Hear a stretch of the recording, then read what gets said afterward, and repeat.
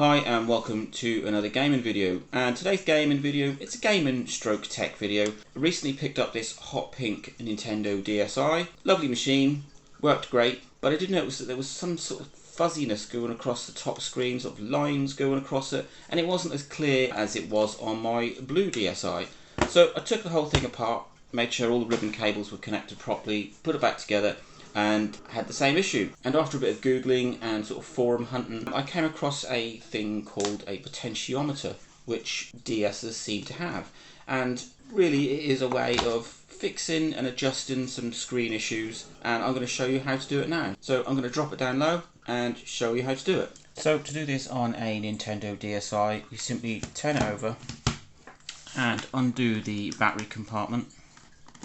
Just two screws here. And underneath, or at the top of the battery, you'll see these two tiny little screws, which most people will assume are screws, but they're nothing to do with the case. And this is where your potentiometers sit for each of the screen. So that is the top screen and that is the bottom screen.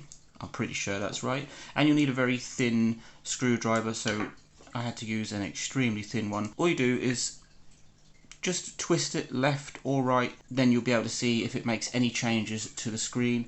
You can do it while the system is on. I didn't seem to cause any issues. It really did fix the fuzziness that I had on the top screen of this DSi. As far as I can tell, you can do this on most other DS models. So I've got a DS Lite here, and the potentiometers are in different places. On the DS Lite, they are in these holes here.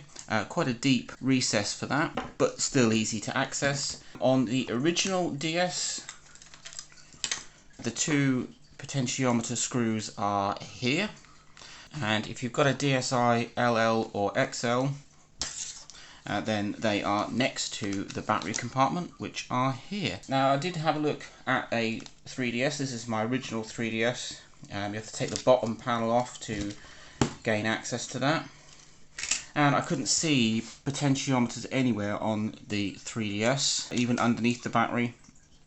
I just couldn't see it. These four holes here are for the casing screws, back panel screws, so perhaps that's not possible on the newer models. But if you've got an original DS, a DS Lite, a DSi, or a DSi XL, then you should be able to adjust the potentiometers and potentially fix any kind of screen issues such as fuzziness or dullness, etc. And there you go, that is how you fix some screen issues on a Nintendo DSi, or possibly fix them. And it should work on some of the other models, some of the older models. I'm not sure about the 3DS and upwards, but if you've got grey lines or a fuzzy screen, that's a possible fix. I will say that with any repair, it is your responsibility. Be very careful when you adjust the potentiometers. There is a risk of damaging those cables or the board inside, and then it would render your DS useless. So take that on board, but it's a very simple fix for quite a common problem,